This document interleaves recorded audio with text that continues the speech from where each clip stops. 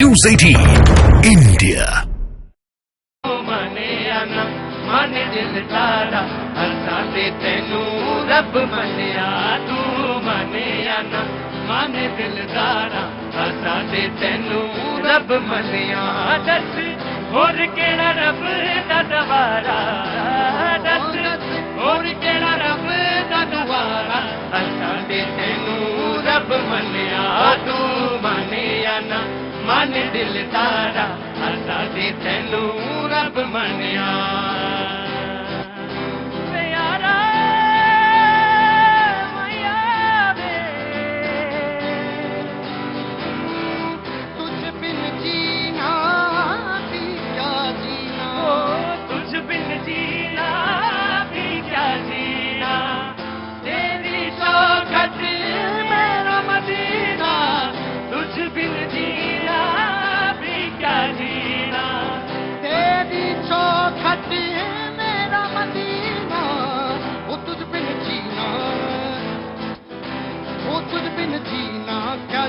तुझ बिन जीना क्या जी ओ तुझ बिन जीना भी क्या जीना तुझ बिन जीना भी क्या जीना तेरी चौखट मेरा मदीना कहीं और ना हो कहीं और ना सजदा गवारा असा दे तैनू रब मनिया तू मनिया ना मन दिल तारा असा दे तैनू रब मनिया दस होर केड़ा रब दा दवारा होर केड़ा रब दा दवारा असा दे तैनू रब मनिया ओ तू मनिया ना मन दिल तारा असा दे तैनू रब मनिया हंसते हंसते हर गम सहना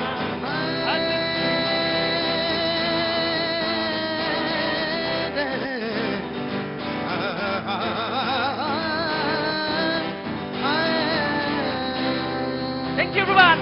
भारत माता की। Thank you. बहुत बहुत शुक्रिया, थैंक यू सो मच। एक बार फिर से नोएडा में आपके साथ बातचीत का अवसर, आप तमाम सारे लोग आज मौजूद। भैया जी कहीं की बातचीत का सिलसिला आज एक बार फिर हफ्ते की शुरुआत मैं यहीं से कर रहा हूं। कब लौटूंगा कैनॉट प्लेस, इसका जवाब मेरे पास नहीं है कि कब कैनॉट प्लेस में आऊंगा, लेकिन हाँ ये बात सच है कि मुझे अच्छा लग रहा है नोएडा में, और बहुत अच्छा लगेगा तो फिर मैं ऊपर वाला ही जानता है फिर क्या हो कैसे हो, मुझे कुछ नहीं पता। Thank you so much for coming here. बहुत बहुत शुक्रिया, आप सारे लोग इकट्ठा हो जाते हैं शाम को और एक बार वो माहौल फिर से बन जाता है जहां पे बातचीत का सिलसिला आप सारे लोगों से जुड़ता है। कहां से आना हो रहा भैया? अच्छा, बहुत अच्छी बात है। हाँ जी, क्या हो गया? हाँ जी, बहुत दूर से आए हैं। मैं आता हूं, मैं इनके पास जो बहुत दूर से आए हैं वो प्यार का संदेशा भी जरूर लाए होंगे, तो मैं उनसे भी बातचीत करूंगा। वो तमाम सारे लोग जो मौजूद हैं उनसे मैं तारुफ भी करा देता हूं, जो लोग आज यहां पे शो में मौजूद हैं। डॉक्टर टीना करमबीर कांग्रेस का पक्ष रखने के लिए मौजूद हैं, बहुत बहुत शुक्रिया, thank you so much Tina ji. Rakesh Singh ji BJP का पक्ष रखने के लिए मौजूद हैं, बहुत बहुत शुक्रिया, thank you so much Rakesh ji. Chirag Sethi ji आज आम आदमी पार्टी का पक्ष रखने के लिए पहली बार मेरे शो में शरीक हो रहे हैं, और मेरे शो का एक नियम है, जो कोई पहली बार आता है उसका ताली बजा के स्वागत होता है। बहुत बहुत शुक्रिया Chirag ji, thank you so much for coming here. Niti Sharma ji राजनीतिक विश्लेषक, बहुत बहुत शुक्रिया, thank you so much. Syed Jawad साहब राजनीतिक विश्लेषक, बहुत बहुत शुक्रिया, thank you so much. Prabhat ji राजनीतिक विश्लेषक हैं, पत्रकार हैं, बहुत बहुत शुक्रिया। और कहीं से भूले भटके यहां तक पहुंच ही गए हमारे ऑटो वाले, नवल वाले, उपाध्याय वाले भैया जी, कैसे आ गए यहां तक? सर बस एड्रेस पता किया और पहुंच गया। नहीं तो हम तो यहाँ पे 1.5 हफ्ते से कर रहा हूँ शो। तो अभी मैं 2-3 दिन से खाली बैठा हूँ। युवा भी खाली बैठा है। हाँ जी, युवा भी इन्हीं की तरह खाली बैठा है। मैं आ गया, बहस पे ही आऊंगा, बिल्कुल बहस पे ही लौट रहा हूँ। प्रभात जी पत्रकार हैं, राजनीतिक विश्लेषक हैं, बहुत बहुत शुक्रिया, थैंक यू सो मच। जैसे ही उन्होंने कहा कि 2-3 दिन से खाली हैं, जवाद साहब ने कहा कि युवा भी खाली है, प्रधानमंत्री ने अलबत्ता कल कुछ और कहा। प्रधानमंत्री ने कहा कि मेरे पास अभी से न्योता जुलाई अगस्त सितंबर का आना शुरू हो गया है। चुनाव तो अभी दूर है, लेकिन न्योता मुझे अभी से मिलने लगा है कि यहां आइए, दुनिया से, देश दुनिया से, और दुनिया वाले कह रहे हैं कि आएगा तो मोदी। बहस की शुरुआत कर रहा हूं, स्टेटमेंट के बाद मैंने रख दिया है, एक एक करके बातचीत के सिलसिले को आगे बढ़ाएंगे। आम आदमी पार्टी के प्रवक्ता ने पहले हाथ उठाया, मैं उनके पास जाऊंगा। जी, आएंगे तो मोदी ही, बट जब तक चुनाव नहीं हो रहा उससे पहले पहले बुला लो, बाद में नहीं आ पाएंगे, क्योंकि ना तो 400 सीट आने वाली, ना मोदी जी दोबारा आने वाले। रोचक बात है कि ना तो मोदी जी, इनका आम आदमी पार्टी का कहना है मैं आऊंगा, चंडीगढ़ पे भी आऊंगा, बिल्कुल चंडीगढ़ की बातचीत जरूर करूंगा। जी, और कांग्रेस की प्रवक्ता भी कुछ कहना चाह रही हैं, मैं जोड़ देता हूं। फिर हाँ, मैं, आपका नाम क्या है पहले ये बताइए मुझे? मोहित शर्मा बहुत परेशान है। एडवोकेट, अरे बाप रे बाप, एडवोकेट तो बहुत बड़ी चीज होती है। हाँ भैया, मैं बिल्कुल आ रहा हूं। और सदरी वाले भैया, कहां से आना हुआ आपका? मैं हरियाणा से प्रीतम नायक कवि। जी, प्रीतम नायक कवि जी। हाँ जी, आप ही के इस प्लेटफॉर्म से मेरी शुरुआत हुई थी और आज कहाँ शुरुआत हुई थी? कनाट प्लेस में। अच्छा, तो क्या हुई थी शुरुआत? बस 2 लाइन बोलने का आपने अवसर दिया और उसके बाद तमाम आयोजकों की नजर मुझ पे पड़ी। आयोजक? जी। हाँ। और आपकी वजह से मैं आपका शुक्रिया भी अदा करना चाहता हूं इस प्लेटफॉर्म के माध्यम से, क्योंकि आप ही की वजह से मेरे घर में रोटी भी जो आई है वो आपकी वजह से आई। ना, ऐसा मत कहना भैया कि मेरी वजह से रोटी आई। मेरी वजह से कैसे रोटी आ सकती है? आप सरस्वती पुत्र हैं, आपके अंदर प्रतिभा होगी, मंच मिल गया आपको, कविता सुनाई, तो कौन सी कविता सुनाई थी आपने? वो सभी कविताएं मैं यहाँ पे सुनाना भी चाहूंगा आपके माध्यम से, लेकिन आज मौका तो नहीं है। लेकिन मुझे ये जानकर बड़ी खुशी हुई कि बड़े इंस्पायरिंग स्टोरी है आपकी, कि आप जो है कवि सम्मेलन कर रहे हैं, कविता पाठ कर रहे हैं, कवि सम्मेलनों में जा रहे हैं, बहुत अच्छा लगा। क्या झोले में क्या लाए हैं? और ये मेरा एक उपन्यास अभी प्रकाश। उपन्यास भी आ गया, लिख दिया आपने? अच्छा, आप काम क्या करते थे पहले जब कनॉट प्लेस में आए थे? उस टाइम मैं विजिटिंग कार्ड बांटता था 300 रुपए पर डे के हिसाब से। और अब कितना कमा रहे हैं? अब तो आप जानते ही। बोले अब तो कितना बताएं? इनकम टैक्स से भी डर। अरे इनकम टैक्स देते हैं कि नहीं देते हैं? चेक से लिया करिए पैसा, डिजिटल वाला पैसा। कवियों का पता चला है कि कवि लोग जो है ऐसे भी पैसे ले लेते हैं, कैश वाला वो ना करिएगा, डिजिटल पैसा लीजिए चेक से। बिल्कुल हम हर चीज का पालना करते हैं, कानून हमारे लिए सर्वप्रथम। बहुत बहुत शुक्रिया। क्या नाम है आपका? प्रीतम नायक। और ये मैं भेंट भी आपको देना चाहता हूँ, दीजिए। और उसके बाद मैं जरूर मैं आपकी कविता सुनूंगा।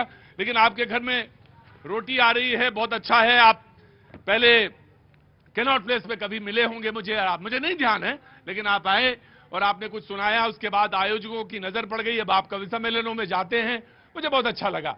जी, कांग्रेस कहना चाह रही थी, मोदी जी ने कहा आएगा तो मोदी देश दुनिया जानती है।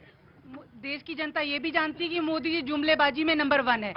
दूसरी बात, वो देश के प्रधानमंत्री को नोता आया है, मोदी जी को नोता नहीं आया। यही तो गलतफहमी फैलाते हैं। देश के प्रधानमंत्री कहते हैं मोदी की गारंटी। भाई साहब, संविधान से चल रहा है ये देश, और संविधान गारंटी देता है, देश के प्रधानमंत्री गारंटी थोड़ी देते हैं।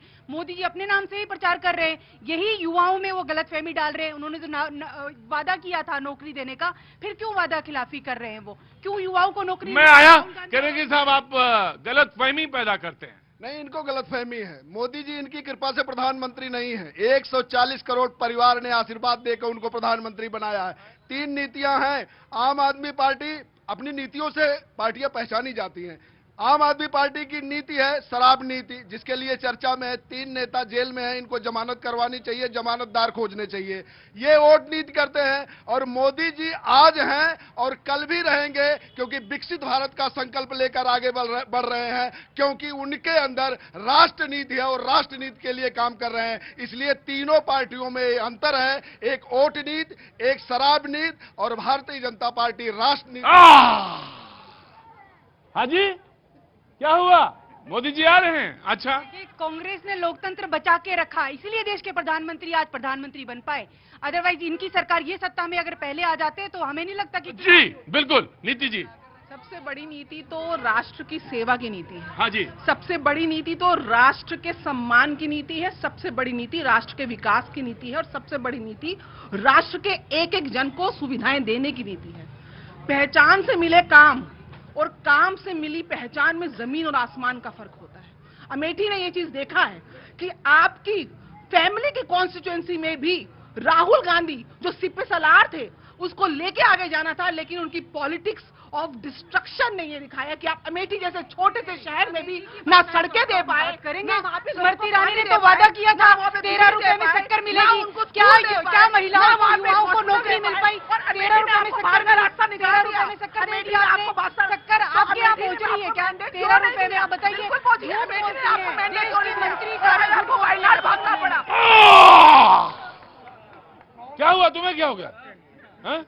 कांग्रेस ने इस देश का लोकतंत्र नहीं बचाया मैडम, इस देश के लोगों ने इस देश का लोकतंत्र चुना और उसको बचा कर रखा।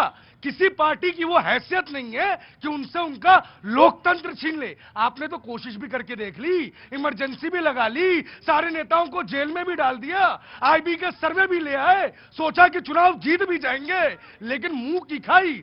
सत्ता का अहंकार जब जब होगा, आपको लगेगा कि आप लोकतंत्र बना रहे, इस देश की जनता आपको नीचे ला देगी। आज छत्रपति शिवाजी जी की जयंती है। जिन मुगलों को लगता था प्रभात जी बड़ा अच्छा बोलते हैं, जब बोल रहे थे तो मैं सुन रहा था। ये बात सच है कि जनता चुनती है, जनता ही लोकतंत्र बनाती है, लेकिन जब बता रहे थे तो चंडीगढ़ के बारे में नहीं बता रहे थे आप।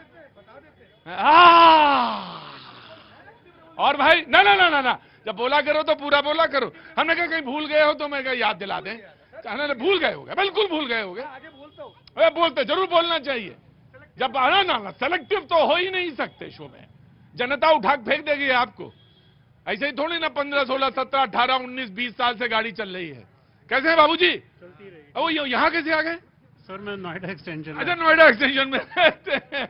अच्छा जी जनाब आली, मैं आया आपके पास, किसी ने हाथ उठाया था। मैं जी शर्मिष्ठा जी बहुत बहुत शुभकामनाएं आपको। जी बोलिए। मैं ये कहना चाहता हूं देश की जनता को इस बार चाहे दिल्ली हो, यूपी हो, जितने भी देश हैं, जिले हैं, सब लोग अपने अपने लोकसभा सांसद को देख करके वोट करिएगा।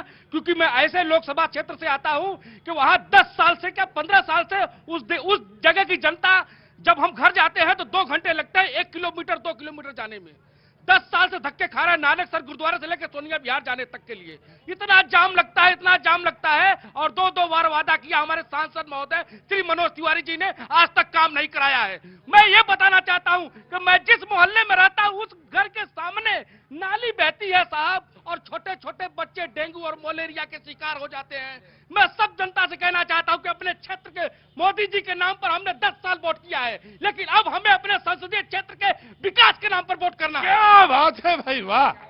जब बात भाई खुश हो गए होंगे आज तो, बड़े दिनों बाद आए हैं, लेकिन आए तो बिल्कुल एकदम प्यार का। लगता है ऑटो अब सही ट्रैक पे जा रहा है, लेकिन आप नहीं ट्रैक पे। ऑटो सही ट्रैक पर जा रहा था और जाएगा। सवाल मोदी जी का है। मैं ये कहना चाहता हूं भारतीय जनता पार्टी सिर्फ मोदी जी के ही कंधे पर रख करके बंदूक चलाना चाहती है, चाहे दिल्ली प्रदेश हो, चाहे और कोई प्रदेश हो। कभी इन्होंने अपने कंधे पर बंदूक रख नहीं चलाया। बाबा बिल्कुल बात तो सही कह रही है। देखिए प्रदीप जी, हाँ काफी भरे हुए बैठे हैं। हाँ जी, प्रचार के 100 दिन के लिए जो इनविटेशन मिला है, हाँ किसी भी व्यक्ति का व्यक्तित्व जो ऊंचा होता है ना, इनविटेशन उसी को मिलता है। और प्रचार 100 दिन अभी रह गए हैं। हाँ। लोकसभा चुनाव 2024 आ रहा है। हाँ। भाजपा ने 370 का नारा दिया था सदन के अंदर। हाँ। झाबुआ में प्रधानमंत्री ने कहा कि हर बूथ पे 370 वोट बढ़ाने हैं। ये भाजपा की और पार्टी की 24/7 कनेक्टिविटी जो काम करने की है, उसको लोग समझ नहीं पा रहे हैं। हमारे विपक्ष के लोग इतना परेशान है 2024 के लिए कि एन कैन प्रकार सत्ता मिले, कैसा भी मिले, चाहे किसी भी तरीके से मिले, सत्ता नहीं मिलने वाली है। कल की थाम। मैं आ गया कल की थाम जी। प्रतीक भाई, राहत इंदौरी साहब का बड़ा मशहूर शेर है, कई बार पढ़ चुका हूं, आज फिर याद आ गया। बिल्कुल बढ़िया। झूठों ने झूठों से कहा है सच बोलो, सरकारी ऐलान हुआ है सच बोलो। पार्टी के अंदर झूठों की एक मंडी है, पार्टी के दरवाजे पे लिखा है सच बोलो। ये है भारतीय जनता पार्टी। माननीय प्रधानमंत्री जी, मैं बार बार कहता हूं, ये नहीं बता पाते हैं कि इलेक्टोरल बॉन्ड के ऊपर जो सुप्रीम कोर्ट ने बोला उसके ऊपर प्रेस कॉन्फ्रेंस कब करेंगे? मोदी जी ने एक फहरिस्त बनाई, और फहरिस्त में एक बड़ी लंबी फहरिस्त है कि उन्होंने क्या क्या किया। मैं मौका दे देता हूं जी। लोकतंत्र का स्तंभ 4 चीजें कहलाती हैं। आप बताइए, माननीय प्रधानमंत्री जी ने इन 10 सालों के अंदर कितनी ओपन प्रेस कॉन्फ्रेंस करी, कितने पत्रकारों के ओपन प्रेस कॉन्फ्रेंस में आकर के सवालों के जवाब दिए, जनता के जवाब दिए, मन की बात करके चले जाते हैं, लेकिन इस जन की बात कौन कर रहा है? तो सिर्फ राहुल गांधी साहब कर रहे हैं। उसका आपने अंदाजा देखा होगा। जाके अरे जाके जन की बात करेंगे तो मैं जन की बात बताना चाहता हूं, एक एक जन की, एक एक नागरिक की। बनारस छोड़िए, हिंदुस्तान के एक एक कोने में हर एक जनता, एक माँ हो चाहे बहन हो चाहे बेटियां हो, उनको जन जन के लिए एक लज्जा कर देने का काम किया तो सिर्फ भारतीय जनता पार्टी मोदी सरकार ने, जो आज तक कांग्रेस उस चीज से वंचित रखी थी देशवासियों को। और दूसरी बात कहना चाहता हूं, मजदूरों को प्रधानमंत्री आवास योजना से उस गरीब आदमी के लिए, जन जन के लिए अगर उन्होंने घर देने का काम किया है तो सिर्फ मोदी जी सरकार ने दिया है, आपने कभी नहीं दिया। एक परिवार के बारे में सोचते सोचते कांग्रेस पार्टी इतना विचित्र हो चुकी है कि अब ऐसे मैं कांग्रेस को कहना चाहता हूं, अपनी विचारधारा में परिवर्तन लाइए, नहीं वो दिन दूर नहीं है कि कांग्रेस दूर दूर तक नजर नहीं। ये ऑटो वाले भैया जो हैं, इनकी डबल इंजन है। ये पहले कुछ भी बोल सकते हैं, उसके बाद भी कुछ बोल सकते हो। ये प्रतिभा के धनी आदमी हैं, ये मत सोचिएगा। ये अभी पहले वाक्य में कुछ और बोल रहे थे, फिर धीरे धीरे बोलते बोले ये मोदी जी की बीजेपी ने किया है। जी मैं आया जज में आ सके जी। प्रतीक जी, इन्होंने बात की बहनों की लज्जा की, ब्रिजभूषण चरण के बारे में क्या बोलेंगे? वो आदमी जिन्होंने हमारी पहलवानों के साथ क्या किया, मोदी जी के मुंह से एक जवाब नहीं निकला, एक बात नहीं बोली गई उनके लिए, कुछ इस्तीफा नहीं मांगा गया, उनको दोबारा टिकट मिलेगा। क्या ये उन जैसे लोगों को चाहते हैं कि वो संसद में जाके बैठे? क्या ये उन जैसे लोगों को चाहते हैं जिन्होंने आपके यहाँ भी सर राशन कार्ड योजना वाले व्यक्ति हैं ही, उनकी बीवी जी को, उनकी बीवी को टिकट सूप बोले चलनी बोले, जिसमें कितने थे? कितने? सूप बोले चलनी बोले। क्या बात है साहब, डिबेट में आज बड़ा जबरदस्त रोचकता है। पहली जो लाइन, मैं आ रहा धवल जी ने जो पहली लाइन बोली वो तो ये थी कि इनके पेट पे लात पड़ रही है, तो दर्द होता है और जिसके पेट पे लात पड़ती है वो बोलता है। लेकिन फिर अचानक से इनको मोदी जी का भाषण याद आ गया, तो फिर इनको बेचैनी शुरू हो गई। अब इनको ये कर्तव्य निभा रहे हैं जिस तरीके से, लेकिन आज जो है युवा लगातार एक ही सवाल पूछ रहा है, मोदी साहब आप नौकरी कब देंगे? आपने वादा किया था। लगातार इस देश में महंगाई बढ़ रही है, आप और देशों से तुलना कर रहे हैं, आप ग्लोबल हंगर इंडेक्स में देखिए क्या हालत बन गई है, और लगातार इस देश की छवि बिगड़ती जा रही है। भारतीय जनता पार्टी जब से सत्ता में आई है, लगातार दलित, मुस्लिम, आदिवासियों के साथ लगातार अत्याचार बढ़ रहे हैं, लेकिन मोदी साहब अपने भाषणों में ही व्यस्त है। क्या बात हो गई तुम? अरे एक इन्होंने बोला पेट पर लात पड़ रही है, ऐसे कुछ बताया उन्होंने।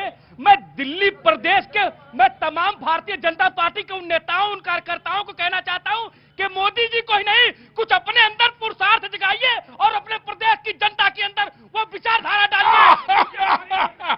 मुझे तो लगता है एक बात जरूर करनी चाहिए कि आपको नहीं, आपको जो उनकी राष्ट्रीय परिषद है उसमें जरूर भेजना चाहिए। गजब आदमी है आप, बिल्कुल एकदम इंस्पायर कर देते। शर्मिष्ठा जी, मैं आया आपके पास। बीजेपी, देखिए कांग्रेस को समझना चाहिए, संगठन हो, सरकार हो, समाज हो, जब तक तारतम्य नहीं होगा, शेरो शायरी आप रखते हैं, उतना अगर काम जनता का मन समझने में लगता तो आप सरकार में होते, हमको भी झंझट करनी पड़ती। लेकिन राहुल गांधी और कांग्रेस से नहीं हो पाएगा। आपको राजनीति करना है, समाज नीति करना है, तो समाज क्या सोचता है, लोग क्या सोचते हैं, उसको समझना पड़ेगा। और इसलिए आप नहीं समझ पा रहे हैं कि आप बड़े घर में, आपका नेतृत्व जो है बड़े परिवार में पैदा हुआ है। मोदी जी 50 साल से साधना कर रहे हैं, एक गरीब परिवार में पैदा हुए यहां तक पहुंचे हैं, वो एक साधक हैं और इसलिए जनमन की बात समझते हैं। राहुल जी ने बोला कि मोदी जी ओबीसी नहीं है, वो ओबीसी इस तरह से हैं क्योंकि वो ओबीसी जो उनकी कैटेगरी है वो शामिल हो गई, इसलिए वो ओबीसी हो गए। हाँ जी, कन्वर्टेड ओबीसी। हाँ, रुको चुपचाप खड़े रहना। अब तो अब तो डिबेट और दूसरी तरफ चली जाएगी।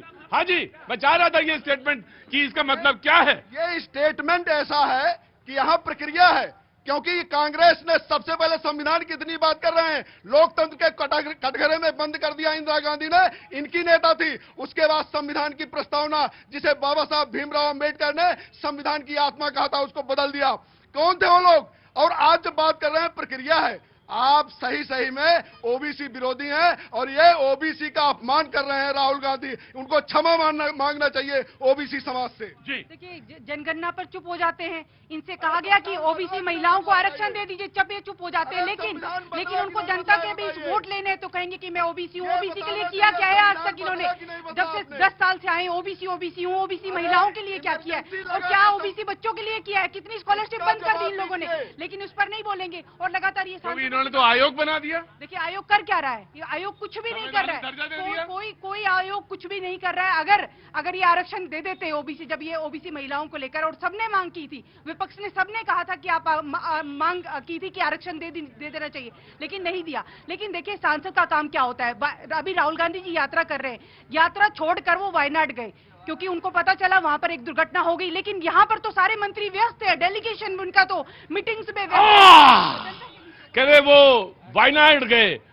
जी, अगर अमेठी भी चल गए होते इसी तरह से तो आप अमेठी से नहीं हार रहे होते। चलो, सीख लिया आपने।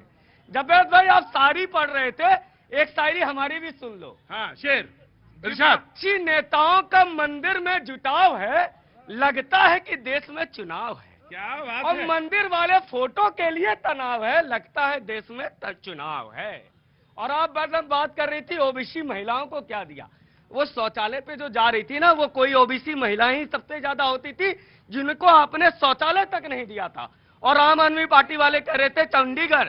अरे, दिल्ली विधानसभा का हमने इसलिए चुनाव किया था कि दिल्ली की जनता की बात होगी। वहां हम इसलिए नहीं चुनाव किए थे कि वहां पे आप पॉलिटिकल कमेंट्री करें। 29 में हम जीतेंगे, 24 में हम हारेंगे। अरे, आपने तो दिल्ली विधानसभा का इतना बेगैरत वाला राजनीतिक इस्तेमाल किया, आज तक इतिहास में कभी नहीं हुआ। जब मर्जी हुआ आपने संसद बुला ली, आपने सत्र बुला लिया। और एक बात, एक छोटी सी बात, मैं आ गया समीक्षा जी। सुप्रीम कोर्ट पे चंडीगढ़ में लाख बातें कही जाए, कोई वैल्यू नहीं होता है। आदेश का इंतजार है, और आदेश जब आएगा चंडीगढ़ में तब इनको पता चलेगा। क्योंकि इनके 3 पार्षद, इनके ही आम आदमी पार्टी के पार्षद कोर्ट में फैसला आने से पहले बीजेपी ज्वाइन कर लिए। तो आप अपने पार्षदों के साथ भैया, मुझे तो कुछ नहीं मालूम। मुझे तो बस एक ही बात मालूम है कि बकरी पाती खाते हैं जाकी मोटी खाल। मुझे तो बस एक ही चीज मालूम है, और मुझे तो ज्यादा टिप्पणी करनी आती नहीं है। जी बिल्कुल, ऑफ कोर्स टिप्पणी देंगे। आपने तो लोकपाल क्योंकि नियुक्त किया है, तो इसलिए आपको तो जरूर दूंगा मैं। आपको मौका मिलना भी चाहिए, क्योंकि जितने वादे किए थे इन्होंने, वो सारे के सारे वादे पूरे किए हैं। जी बोलिए, हुजूर आली। जी पंकज शर्मा, एडवोकेट नोएडा से। तो एडवोकेट को बताते हैं आप? मैं आपके माध्यम से ये कहना चाहता हूँ, अगर बीजेपी आती है हाँ, और हमारे पश्चिमी उत्तर प्रदेश में हमें एडवोकेसी, मतलब हाई कोर्ट की जो बेंच है, हाँ बिल्कुल, उसकी मांग करते हैं। और हम चाहते हैं कि हरित प्रदेश। जी, हरित प्रदेश ऑलरेडी है। हाँ जी, मतलब हमें 650-700 किलोमीटर जाना पड़ता है हाई कोर्ट के लिए। तो हाई कोर्ट होना चाहिए। अरे, तो बहुत पुरानी मांग है आपकी, बहुत पुरानी मांग है, और ये होना चाहिए क्योंकि बहुत दूर है, लगभग 600-650 किलोमीटर पड़ जाता है। जी हुजूर बोलिए, आगे आइए। One of the best anchor in this TV industry, but हमें जो चुनाव लड़ना है, हमें चुनाव नहीं लड़ना है। Let this program be controlled by yourself. अरे भाई, मैं तो कोशिश तो करता हूं कि मैं ही करूं। बहुत लिबर्टी देते हैं। आप बहुत लिबर्टी देते हैं। और ये सब सेंटेंस मैंने तब सुना जब मैंने मुंह इधर रखा था, क्योंकि लिबर्टी तो मिलनी चाहिए, बोलने का अधिकार होना चाहिए, बिल्कुल होना चाहिए। क्या नाम है आपका? सुधांशु त्रिवेदी नाम है सर। सुधांशु जी बोलिए। क्या नाम है? सुधांशु त्रिवेदी। अच्छा, बहुत अच्छी बात है भाई, वाह, बहुत अच्छी बात है, बहुत। हाँ जी, 4 लाइनें हैं। सुधांशु जी वेट करेंगे आप? हालांकि नाम भी ऐसा है कि वेट नहीं कर पाएंगे आप, ज्यादा देर नहीं वेट कर पाएंगे आप, मुझे मालूम है। सुधांशु त्रिवेदी नाम है तो वेट कहां कर पाएंगे? कर लेंगे, बिल्कुल बैठिए। फिर आया, मैं सच से जोड़ता हूं अभी सभी को। हाँ। खूनी आंसू रोती जनता भारत तेरे आंगन में, सभी नेता सुने। खूनी आंसू रोती जनता भारत तेरे आंगन में, घोटाले पर घोटाले हैं राजनीति के दामन में। और 2 लाइन जो सुनाने जा रहा हूं, बहुत ध्यान देंगे सभी। अब आप, मुझे लग गया कि कब सम्मेलन में जाने लगे हैं आप। कविता कम सुनाते हैं, बीच में भाषण ज्यादा देते हैं। मेरी बात समझिएगा, मैंने कवि सम्मेलन ही सुने हैं बहुत सारे, इसलिए कविता ज्यादा सुनाया करिए, भाषण बीच में कम रखा करिए। पहली लाइन पढ़िए फिर से, स्वागत है। खूनी आंसू रोती जनता भारत तेरे आंगन में, घोटाले पर घोटाले हैं राजनीति के दामन में, दारूबाज हुई पार्टियां शिक्षा की वो बात करे, भगत सिंह से तुलना करके मैखानों का व्यापार करे, भगत सिंह से तुलना करके मैखानों का व्यापार करे। भूखा बच्चा रोती मां दर्द भरी कहानी है, भूखा बच्चा रोती मां दर्द भरी कहानी है। अच्छा चित्र खींचा है, हाँ। लहू रगों का उबल रहा और आंखों में पानी है, पीड़ा की ये चादर फैली सन्नाटा है घोर हुआ, जिन हाथों में सत्ता सौंपी देखो वो ही चोर हुआ। कहां चले गए भाई? गजब है। आज का प्रोग्राम प्रभात जी बढ़िया चल रहा है। जवाब साहब को कुछ एक शेर याद आ गया होगा। जब्बार साहब को शेर तो वही आएगा, पार्टी लाइन वाला आएगा, लेकिन क्या शेर सुनाया? अब जो कविता है उसका भी यही है कि जो जिसके मुताबिक है वो उसी को अच्छा आ रहा है। बोले ये लाइन मेरी है, वो लाइन तेरी है। हाँ जी जवाब साहब। मैं तो कह रहा हूँ आखिरी लाइन बड़ी मजेदार थी। हाँ। जब से सत्ता सौंपी हुई है, हाँ। तब से आप देखिए जितने भ्रष्टाचारी चोर कहते मुझे एक उदाहरण बता दीजिए जहाँ पे भ्रष्टाचार हो, एक उदाहरण। अच्छा, तो माननीय प्रधानमंत्री जी आरोप किस पे लगा रहे थे? तो आरोप आप पे लगा रहे हैं। 70,000 करोड़ रुपए की बात तो माननीय प्रधानमंत्री जी कर रहे थे। मैं बार बार कहता हूँ किरीट सुवैया साहब, आप देखिए महाराष्ट्र के, वो हसन मुश्रीफ के खिलाफ जो है प्रेस कॉन्फ्रेंस करने वाले थे। जैसे ही उनको पता चला भाई 2 घंटे पहले भाजपा ज्वाइन कर ली, वो गायब हो गए। उसके बाद नहीं बोलते। जितने भ्रष्टाचारी हैं जिनके ऊपर आरोप लगा, उन सबका अड्डा भाजपा ही क्यों बन रहा है? और क्या भाजपा जो है अपना कांग्रेसीकरण करने जा रही है, ये भी पूछ लीजिए। अब कुल मिलाकर ये 3 लोग हैं, तीनों लोगों का एक गठबंधन है, 2 गठबंधन है। ये कुल मिलाकर अब सुन नहीं पा रहे, देख लीजिए। जेल और बेल का गठबंधन है, जेल और बेल का गठबंधन है। राहुल गांधी, सोनिया गांधी जमानत पर हैं, बेल पर हैं, और आम आदमी पार्टी के 3 नेता जेल में हैं, जमानत नहीं मिल रही है। कुल मिलाकर जेल और बेल का गठबंधन है। मैं आरोपों को भी किनारे मारता हूं। सजा याफ्ता दोनों गठबंधन में कौन है, किसकी गोद में कौन बैठा है? लालू यादव भ्रष्टाचार के आरोप में सजा याफ्ता है। अदालत ने संवैधानिक प्रक्रिया के तहत सजा दे रखी है, उनकी गोद में कौन बैठा है? चुनौती है, बताइए हमारे गठबंधन में कौन? मैं चुनौती देता हूं, नाम बताइए। नाम मैं चुनौती देता हूं, नाम बताइए। तो सजा याफ्ता है, नहीं बता पाएंगे। एक नहीं बताइए, उसी अगर संवैधानिक चुनौती है, नाम नहीं, संवैधानिक प्रक्रिया से वो बाहर है, अपने आप तो नहीं बाहर है वो। नहीं, कानूनी तौर से ही बाहर है ना, कानूनी तौर से ही बाहर है ना। अशोक चौहान, छगन भुजबल, अजीत पवार, प्रधानमंत्री गला फाड़ फाड़। अरे एक नाम तो आप भूल ही गए, वो आते आते पता नहीं इधर है या उधर है, पता ही नहीं चल रहा है। अभी किसानों का हुआ है ना, अभी समझे में नहीं आ रहा इधर है या उधर है। कुछ लोग कहते हैं बेटा उधर है बाप इधर है, कोई कहता बाप इधर है बेटा उधर है, पर समझ में नहीं आ रहा। ये देखिए ना, जो बोलते थे भ्रष्टाचारी ये ऐसे ये वैसे, अब मैं कविता की 2 लाइनें बोलता हूँ। भ्रष्टाचारियों का जुड़ाव है, देखिए भाजपा में के चुनाव तो नहीं है।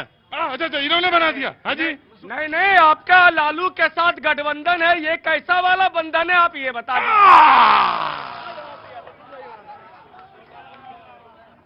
दीजिए। ये कैसा वाला बंधन है ये आप बता दीजिए जी। कहां से आना हुआ भाई साहब? अभी तक खत्म हो गया, घर जा रहे होंगे, पर टाइम से पहुंच जाइएगा अपना, है ना। हाँ, इस चक्करों में भीड़ भाड़ के चक्कर में नहीं रहना चाहिए, अपना टाइम से अपना घर पहुंचो। जी भैया बताइए, क्या नाम है? राम कुमार जी, क्या काम करते हैं? सर जॉब करता हूँ प्राइवेट। काहे का? सेल्स का। अच्छा, हाँ जी सर। तो बोलिए, क्या कुछ सवाल है? बस सर सवाल ये है कि कितना भी के बखें बीजेपी आएगी। हाँ? कितना भी बखें बीजेपी आएगी। कैसे? सर दिल में बसा हुआ है सर, बाबा और योगी दोनों दिल में बसे हुए हैं सर। दिल में बसे हैं योगी और बाबा? जी सर, जी सर। मतलब बाबा और मोदी? जी सर। तो मोदी आएंगे? मोदी आएंगे सर, चाहे कुछ हो जाए। चाहे कुछ हो जाए सर, चाहे सर 500 पर लीटर पेट्रोल हो जाए या 400 रुपए किलो गेहूं आटा हो जाए या डीजल हो जाए, कुछ भी हो जाए सर। आएंगे सर। क्या काम करते हैं? पेंटिंग का। पेंटिंग, ये पुताई का? हाँ जी। तो आज कहाँ पे काम लगा? डीएलएफ पार्क में। डीएलएफ पार्क में। तो आज पुताई का काम हुआ। कितना पैसा आज कमाया? 600 रुपए कमाया। रहने वाले कहाँ के हैं? नोएडा में रहते हैं। नोएडा में रहते हैं। आएगा कौन? मोदी। क्यों? क्योंकि मोदी के काम ही बढ़िया है, हर चीज। अंदर आओ, दिहाड़ी का काम करते हैं ये, अंदर आओ। ये वास्तव में पुताई करते हैं, सच में पुताई करते हैं। बिल्कुल करते हैं जी। क्या नाम है भैया? संतोष। संतोष जी कहाँ के रहने वाले हैं? इस सेक्टर 16 में रहते हैं, पर गांव महोबा है। गांव महोबा, वो उधर अपना बॉर्डर पे, मध्य प्रदेश वाला बॉर्डर पे ही है। हाँ जी, हाँ जी, हाँ जी। तो ये बताइए फिर आएगा मोदी क्यों? क्योंकि काम बहुत बढ़िया है ना। कैसे? जैसे कुछ भी देख लो, कुछ भी काम करवा लो, कुछ भी जो चीज है फटाफट काम होते हैं। किसी पहले तो क्या चोर चक्कर कर घूमो, इधर जाओ उधर जाओ, आते रहो जाते रहो, ना इधर टाइम है ना उधर टाइम है, इधर फाइल पहुंचने का आगे चले जाओ, अभी टाइम नहीं, ना कोई इधर चले जाओ, ऐसी बातें होती थी पहले। और अब क्या होता है? अब क्या, फोन खोलो तुरंत बोलो ऑनलाइन बुकिंग करो अपने आप। पहले फोन खोलो, लाइन खोलो, इधर है उधर काम हो गया। अरे कहाँ गए आप? अरे हम तो कह रहे थे कि जल्दी में है क्या? नहीं सर ऐसी कुछ नहीं। तो आगे आओ थोड़ा सा, मेरा मन लग रहा था। ये तो ऐसे बुला लिए थे हमने, हाथी के दांत हैं ये सब। ये देखने वाले हैं। और तुम असल में पुताई वाले। हम पुताई वाले हैं। ये तुम जब पोत दो तो एकदम कलरफुल हो जाता है। ये कलर फेल है, कलर फेल हो गया, ये ठीक नहीं लग रहा है, दूसरा करो। गजब है। क्या नाम है आपका? संतोष जी सर। संतोष जी, वो पधारो थोड़ा, ऑटो वाले बगल में खड़ो, वक्त जोड़ो ब्रेक का, ब्रेक के बाद फिर आया। तुझ बिन जीना भी जीना, तेरी चौखट मेरा मदीना कहीं और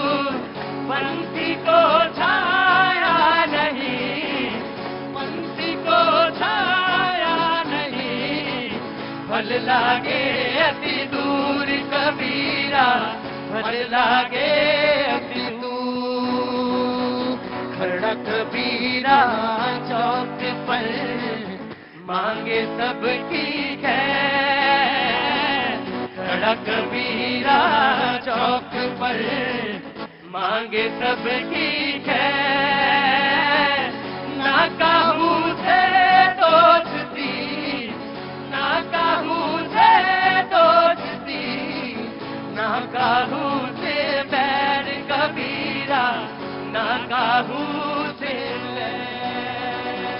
भारत माता की, भारत माता की। थैंक यू, बहुत बहुत शुक्रिया, थैंक यू सो मच भैया जी। कहीं में आपका एक बार फिर से स्वागत है। बातचीत के सिलसिले को एक बार फिर से शुरू करने के लिए मैं आपके बीच में हाजिर हूं। मोदी जी ने कहा, कल बोल रहे थे, उन्होंने कहा कि मैंने क्या बदला या क्या बदला। जिनको किसी ने नहीं पूछा हमने उन्हें पूछा, इतना ही नहीं हमने उनको पूजा। जो काम सदियों से लटके थे उनका समाधान करने का साहस हमने दिखाया। अयोध्या में राम मंदिर, गुजरात के पावागढ़ में 500 साल बाद धर्म ध्वजा, 7 दशक बाद करतारपुर साहिब राहदारी खुली, ये जी, और 2-4 चीजें हो जाने दिया करिए तब ठीक रहता है। 7 दशक बाद हमने करतारपुर साहिब राहदारी खोली और 7 दशक के इंतजार के बाद देश को आर्टिकल 370 से का जो था वो मैंने खत्म किया। ये उन्होंने कहा कि मैंने कहा जी आपका जी निश्चित तौर पे जो ये कहा उन्होंने मोदी जी ने ये किया। देखिए सबसे बड़ी चीज क्या होती है, इच्छा शक्ति की। ये कोई झूठ नहीं, जो अभी आपने जितनी भी चीजें कही हैं मैं कह सकता हूं कि किया। और जनता का जनादेश, जनता का बार बार जनादेश और जनता का प्यार इसीलिए मिलता है जो व्यक्ति कहता है और करता है, उसकी नीति में अंतर नहीं होता है। यही मोदी का काम है। जी, मोदी साहब को ना अपने काम पर भरोसा है ना भगवान राम ये नाम ये गिनाया ये नहीं। अगर भरोसा होता तो विपक्षी पार्टियों का अकाउंट फ्रीज नहीं किया जाता। अगर उनको तो ट्रिब्यूनल में गई, तो ट्रिब्यूनल में गए, उसके बाद ईडी सीबीआई भेजा नहीं जाती, भारत रत्न देकर अपनी पार्टी में शामिल नहीं किया जाता। और लगातार आप सोचिए कि मैं एक बात बताती हूँ, कैटरिंग वाले तक, हमारे यहाँ तो कैटरिंग वाले तक की ईडी सीबीआई की इंक्वायरी करने के लिए भेज दिया। आज तो हालत ऐसी होगी, अगर ऐसा भी कर दिया तो ईडी सीबीआई पहुंच, कैसे कर दिया? ऐसे भी कर दिया, पंजे से ही इनको इतनी घबराहट हो रही है। अब ये कहते हैं 400 पार भाई साहब, अब कहाँ से लाएंगे? अब 400 पार का गुब्बारा तो फूट गया है। मोदी जी उन्होंने कहा कि 370 बड़ी सीरियसली लेने की बात है और अपने कार्यकर्ताओं को संबोधित करते हुए कहा कि 370 आएंगे तो 400 पार जाएंगे। जी जी, अब 370 नहीं हो सकता, आपकी 170 आएंगे जी। आपको भाजपा से दिक्कत है कि मोदी से दिक्कत है? किससे दिक्कत? हाँ जी, दिक्कत किससे? भाजपा से या मोदी जी से? मैं आपको बता दूं, मुझे अपने देश से बेइंतहा मोहब्बत है और मुझे सवाल ये पूछा ही नहीं था। सवाल तो मोहब्बत तो है, ये तो मालूम है। मोहब्बत है, लेकिन मुझे तकलीफ ये होती है कि वो शख्स कसम खाता है, सौगंध मुझे इस गंगा मैया की, मैं देश नहीं झुकने दूंगा, मैं देश नहीं बिकने दूंगा। आप बताइए, चाइना के मुद्दे के ऊपर चीन लगातार एंटर कर रहा है, बोला जा रहा है गंगा मैया कितनी साफ हुई, पूछना चाहिए। और वन बाय वन राइट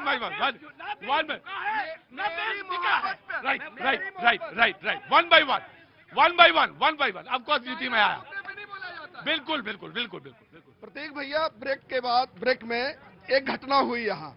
आम आदमी पार्टी के प्रवक्ता सेठी जी और कांग्रेस की प्रवक्ता टीना जी ने, जब मैंने चुनौती दिया कि बताइए दोनों गठबंधन, हमारे गठबंधन में, ये सर्च करने लगे कि भाजपा में हमारी तरफ कौन भ्रष्टाचारी है, कौन सजा याफ्ता। 3 बार सर्च किया, इनके नेताओं का नाम निकला और 3 बार सर्च किया, इनके नेताओं का नाम लिया। तो सेठी जी ने कहा अब की बार, तो टीना जी ने कहा 400 बार। सदन में खड़गे जी कह रहे हैं 400 बार आपके कार्यक्रम में दोनों। देखिए, एक बात मैं आपसे कहूं सिंह साहब, जो ब्रेक पे हुआ करे वो सब बताया ना करिए।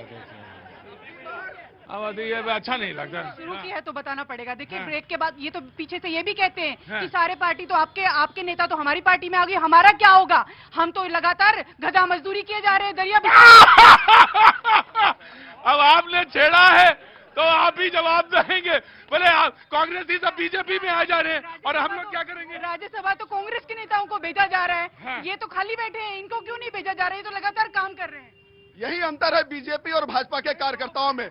हमने जब भारतीय जनता पार्टी ज्वाइन की थी या इस विचार परिवार में आए थे तो सांसद और विधायक बनने के लिए नहीं आए थे। ऐसे विधायक और सांसद विचार पर कुर्बान है। ऐसे पद आपके यहाँ जो लोग हैं वो पार्टी के लिए, सत्ता के लिए, इसके लिए बने थे। और यही कारण है कि जब हमारे विचार परिवार का जन्म हुआ तो रामलला भी विराजमान है और 370। राइट आम आदमी पार्टी। प्रतीक भैया देख तो रहते भ्रष्टाचारियों की लिस्ट ही है, पर ये कह रहे थे ये वाले अभी आए नहीं हमारी पार्टी में, इनको भी बुला लो और तुम आ जाओगे तो तुम्हें भी छुड़वा देंगे ईडी से। ईडी अब एनफोर्समेंट डायरेक्टरेट नहीं है, वो है इलेक्शन ड्यूटी फॉर बीजेपी। जहां जो ना झुके उसके घर ईडी भेज दो। ये भाई साहब बोल रहे थे आईटी की रेड, भाई साहब आईटी की रेड नहीं होती तुम्हारे यहाँ। आ जाओ कांग्रेस आम आदमी पार्टी में, कल सुबह आ जाएंगे तुम्हारे घर ईडी वाले और कहेंगे भैया आ रहे हो बीजेपी में कि भेजे। आप वही तो 2013 में रामलीला मैदान में भेज रहे थे सोनिया गांधी जी की, लालू जी की जांच कराई जाए। आज आप ईडी और सीबीआई के डर से इनके उसमें घुस गए। दूसरी बात मैं कहना चाहता हूँ, इन्होंने कहा देश नहीं झुकने दूंगा। मैं मानता हूँ नरेंद्र मोदी जी ने 10 साल में देश नहीं झुकने दिया। देश में जो पाकिस्तान था, इस देश में सर्जिकल स्ट्राइक करके उसको उसी को घुसाया। और चाइना, मैं आपसे पूछना चाहता हूँ, जब आपकी सरकार आती है तो चीन की जीडीपी बढ़ने लगती है और पाकिस्तान में बहुत बड़ा परमाणु देश बन जाता है। और जब भाजपा की सरकार आती है तो पाकिस्तान को परमाणु बेचने की नौबत आ जाती है। परमाणु से मतलब ये परमाणु वाला परमाणु नहीं, परमाणु बेचने से मतलब ये है कि वो अरे बम नहीं यार, गजब है यार, तुम ये सब ना कहा करो। मतलब कहाँ से आना हुआ आपका? मिर्जापुर से। वाह क्या बात है, बहुत अच्छी है। जय हो माँ विंध्यवासिनी। आ रहा हूँ। ठंडा ज्यादा है क्या? हवा ज्यादा आज चल रही तेज, हवा ज्यादा तेज है जी। क्या करती हैं आप? जर्नलिज्म करती हैं। वाह, मास कम्युनिकेशन। आप भी? बहुत अच्छी बात। मास कम्युनिकेशन के बड़े स्टूडेंट। तो किसी से मैं पूछ रहा था, सुधांशु जी आप ऐसा सुधांशु, वह बोलिए। सब मेरा बस ये कहना है कि एक दूसरे पे एलिगेशन लगाना, काजल के पर्वत पर चढ़ना, चढ़कर पार उतरना, बड़ा निष्कलंक है ये रहकर ये सब करना। तो मोदी जी पे एलिगेशन लगाना बहुत आसान है कि ये कर दिया। परिवारवाद की जो राजनीति कांग्रेस पेश करती है, राहुल गांधी खुद कुआं खोद कर पानी पीने और परसी हुई थाली से खाना खाने में बहुत अंतर होता है। तो मोदी जी पे एलिगेशन लगा देना कि कुछ नहीं करते हैं, भ्रष्टाचारी है, वो एक इकलौता ऐसा प्रधानमंत्री है जिस पर कोई भी भ्रष्टाचार का आरोप नहीं है। शायद मेरे शब्द गलत हो गए, इकलौता, लेकिन अभी वर्तमान में तो ऐसे प्रधानमंत्री हैं कि जिन पर कोई भी भ्रष्टाचार का आरोप नहीं है। और ये बात ये भी नकार नहीं सकते कि वैश्विक स्तर पर अगर विश्व को भारत को अगर विश्व में विस्थापित करने का कोई काम कर रहा है तो नरेंद्र दामोदर दास मोदी हैं वर्तमान समय में। क्या नाम है आपका? सुधांशु त्रिवेदी। सुधांशु त्रिवेदी, नहीं बिल्कुल बोल सकते हो। क्या नाम है पहले? इमरान भाई ये निकालो पहले, हाँ, और इसको लगा के ना चला करो। और इधर आओ, मेरे पास आओ। क्या काम करते हो? मैं स्टडी करता हूँ। कौन सी चीज की स्टडी? मैं ग्रेजुएशन कंप्लीट है मेरा, कंपटीशन की तैयारी करता हूँ। अच्छा बेटा, कौन से कंपटीशन तैयारी कर रहे हो? मैं एसएससी की। बहुत अच्छी, हाँ, एसएससी की तरह, बहुत अच्छी बात है। कहाँ के रहने वाले हो? बदायूं। बोलो बेटा। मेरा कहने का मतलब ये है, सब लोग यहाँ पे बोलते हैं 400 पार 500 पार, ठीक है, कोई भी शिक्षा के ऊपर बात करता है। ये यूपी पुलिस में वैकेंसी निकली 60,000, ठीक है, हाँ। 60 लाख फॉर्म पड़े, परीक्षा में पेपर लीक हो गया।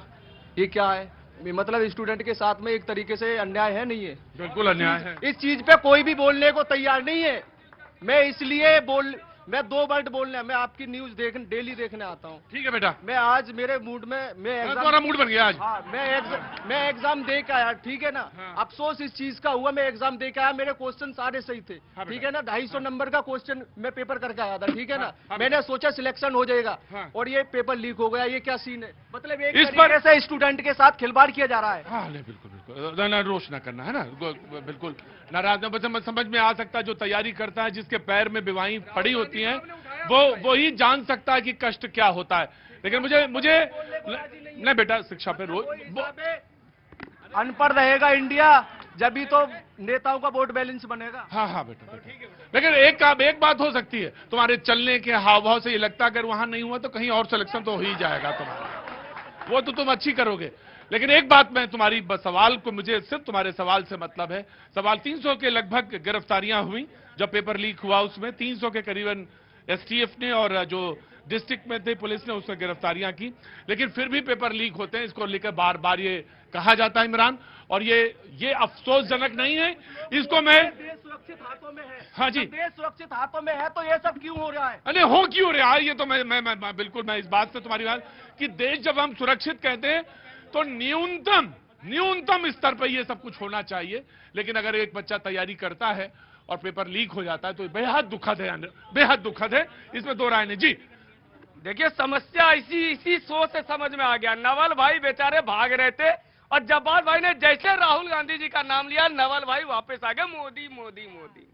आपके साथ समस्या यही है कि आप एक नेता को कितनी बार लॉन्च करोगे? जिस दिन आपने लॉन्चिंग से ऊपर देश की जनता की बात करनी शुरू कर दी ना, कांग्रेस विपक्ष के लायक तो बनी जाएगी। रही बात, आज 400 पार का नारा देश के प्रधानमंत्री नहीं दे रहे हैं, देश की वो जनता दे रही है जिसको उम्मीद था कि मेरे घर एयरपोर्ट आ जाए, मेरे यहाँ एम्स बन जाए। किसने रोका था आपको एम्स बनाने से? किसने रोका था सड़कें बनाने से? किसने रोका था शौचालय देने से? किसने रोका था गैस सिलेंडर देने से? मोदी जी के इस 10 वर्षों में हमने देखा है कि इच्छा शक्ति हो तो विश्व गुरु बना जा सकता है। ठीक भाई, अभी नवल यहाँ पर खड़े हैं, इनसे पूछिए इनको मुद्रा लोन के अकॉर्डिंग इनको अभी तक ऑटो मिला नहीं मिला? तो पहले वाला बैटरी जो ऑटो था उसका जब निपटारा होगा तभी लोन मिलेगा। नहीं, इनको अभी तक नहीं मिला। तो उसका निपटारा होगा तभी मिलेगा। बहुत भारतीय जनता पार्टी की तरफ से बोलते हैं, लेकिन इनके घर की आर्थिक स्थिति देखिए, इनके पेट पे खुद लात पड़ी हुई है। अब ये कोई तर्क नहीं हुआ। नहीं, मैं एक बात, क्या बीजेपी ये व्यक्तिगत तौर से? नहीं, मैं एक बात कह रहा हूँ। अब आप तो उल्टा कह रहे हैं। ये देश के, सुनिए, ये देश के युवाओं, मतलब अगर हम कांग्रेस की तरफ से बोले तो इसका मतलब कांग्रेस मेरा पेट भरेगी। अभी राहुल गांधी साहब ने युवाओं के मुद्दे उठाए, बनारस के अंदर पेपर लीक का मुद्दा भी उठाया, इंपॉर्टेंट पहले इमरान ने बहुत अच्छा, लेकिन उसके बावजूद भी सरकार के कान पे जूं नहीं रोक रही। उत्तर प्रदेश में डबल इंजन की सरकार है, पूछिए जाकर के शिक्षकों के कितने पद खाली पड़े हुए हैं और अभी तक भर्ती नहीं हुई। क्या ये सवाल देश हित में नहीं होता है? ये भी होता है, जरूर पूछा जाना चाहिए। शर्मिष्ठा, मैं आया। शर्मिष्ठा, उत्तर प्रदेश गड्ढा मुक्त करने की बात करी थी योगी आदित्यनाथ, लेकिन आज तक उत्तर प्रदेश गड्ढा मुक्त नहीं हो पाया है। उत्तर प्रदेश तो गड्ढा मुक्त हो गया है और जिस तरह से सड़कें बनी, ठीक है। देहात का आदमी हूँ यार, एक सड़कें नहीं होती थी, 2 सड़कें बन चुकी है हमारे गाँव में। एक सड़क हमारे गांव में नहीं होती थी। एक किसी मरीज को ले जाना होता था तो कंधों पर लाद के ले जाता था। आज 2-2 सड़कें बन चुकी है उत्तर प्रदेश प्रयाग। 2-2 सड़कें, एक सड़क तुम्हारे लिए, एक सड़क इनके लिए, और तब भी नहीं दिख रहा तुम्हें। दोनों तरफ से सड़कें हैं। प्रतीक जी, दोनों तरफ से चौतरफा सड़क। ये अभी हमारे साथी कह रहे थे कि सारे भ्रष्टाचारी बीजेपी में जा रहे हैं, तो आपको पता था कि वो भ्रष्टाचारी, आपने उन्हें पहले क्यों नहीं निकाल दिया? और कम से कम अब निकाल दीजिए, जो इससे पहले कि वो बीजेपी जाके ज्वाइन करें, जितने भ्रष्टाचारी आप अपनी पार्टियों से निकाल दीजिए। ये पूरा विपक्ष जो है एक व्यक्ति से इतना घबराया हुआ है कि और उस व्यक्ति का नाम क्या है? ये सब जानते हैं, सारी जनता जानती है यहाँ पर। तो उनसे घबराए हुए। लेकिन मैं ये कहना चाहती हूँ, मैं ये कहना चाहती हूँ कि आप सारे लोग मिलकर आपने एक गठबंधन बनाया उसको हराने के लिए, और आप तिनका तिनका करके बिखर गए। सिर्फ गठबंधन विपक्ष का नहीं बिखरा, अब आपकी पार्टी बिखर रही है। जी नीति मैं आया। एक तो चोरी, ऊपर से सीना चोरी। मतलब फ्रीज अकाउंट मोदी जी करेंगे कि बैंक करेगा? जब आप बैंक के प्रोटोकॉल्स और नियम को फॉलो नहीं करेंगे, टाइम पे रिटर्न नहीं भरेंगे, मिनिमम बैलेंस नहीं करेंगे, आप सबके अकाउंट्स हैं भाई साहब। किसके अकाउंट फ्रीज हुए? नहीं हुए। आम जनता भी जानती है अकाउंट को कैसे। ये कह रहे हैं इसीलिए तो हुआ है क्योंकि ये कांग्रेस है। नहीं सर, आप कहते हैं ईडी ने भेजा, चलो ईडी ने भेज दिया, लेकिन 350 करोड़ आप ही के घर से निकला ना। मशीनें तो आप ही के घरों में जाके दम तोड़ा ना। जब आप भ्रष्टाचार, आपने कहा कांग्रेसीकरण और क्या नाम है? संतोष जी। संतोष जी क्या काम करते हैं? पेंट का। एक दिन का प्रधानमंत्री बना दीजिए आपको। जब्बात भाई कह रहे हैं बस एक दिन मुझे ईडी और सीबीआई और आईटी डिपार्टमेंट दे दीजिए। ये वाक्य बिल्कुल अच्छा नहीं है और मुझे बिल्कुल अच्छा नहीं लगा, बिल्कुल अच्छा नहीं लगा। जब्बात जी, चोर होता है ना, उनको सब चोर ही दिखाई देते हैं, कोई सही इंसान उनको दिखाई नहीं देगा। जब मैं खुद चोर हूं ना, तो मैं यही सोचूंगा ये सारे भाई चोर ही खड़े हैं, तो मुझे पावर दो, मैं दिखाता हूं क्या करते। क्या पावर? कौन सी पावर? किसकी पावर? कैसी पावर? ये तो सेंटेंस वैसा ही था जैसा मैंने हैदराबाद में सुना था।